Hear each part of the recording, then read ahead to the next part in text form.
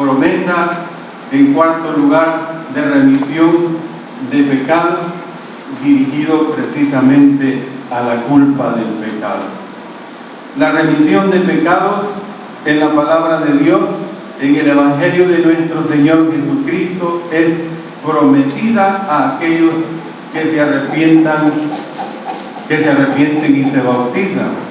Arrepentíos y bautícese cada uno de vosotros en el nombre de nuestro Señor Jesucristo para perdón de los pecados y recibiréis el don del Espíritu Santo. Entonces, cuando el pecado, hermanos, es redimido, ya no somos más culpables de nada, hermanos.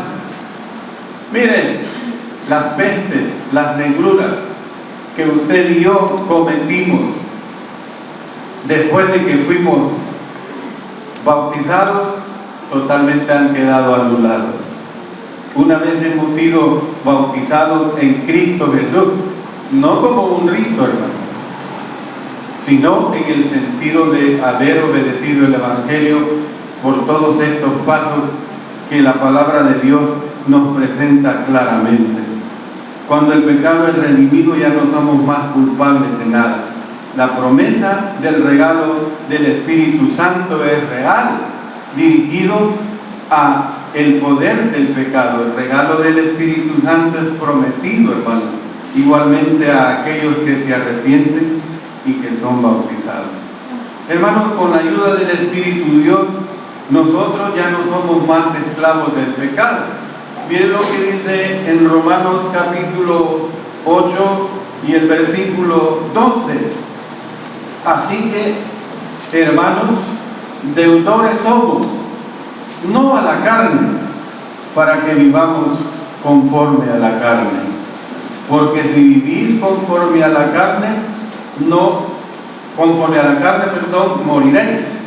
Mas si por el Espíritu hacéis morir las obras de la carne, viviréis.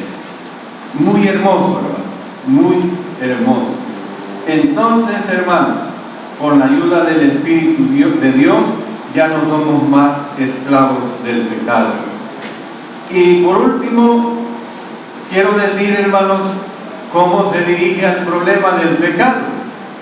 Que la promesa de la vida eterna está dirigido al resultado del pecado. ¿Qué quiero decir con esto? En lugar de muerte espiritual o separación eterna de Dios, la palabra de Dios nos dice que podemos tener vida espiritual. Es decir, cuando se habla de que podemos tener vida espiritual, nos está diciendo que podemos tener y tenemos comunión eterna con Dios, hermanos. Comunión eterna con Dios.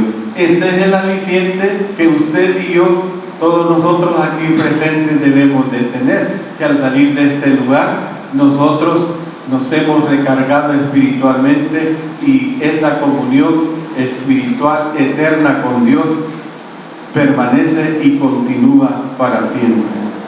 El apóstol Pablo expresó a los romanos en este verso que desde el principio le he usado en este mensaje. ¿Qué es lo que usó el apóstol Pablo y que no he querido citarlo para darle esta aplicación? Dice, porque la paga del pecado es muerte, dice. Pero miren esta segunda parte. Mas la dádiva de Dios es vida eterna en Cristo Jesús, Señor nuestro. Amén, hermanos. Esa es la realidad que para nosotros nos asiste.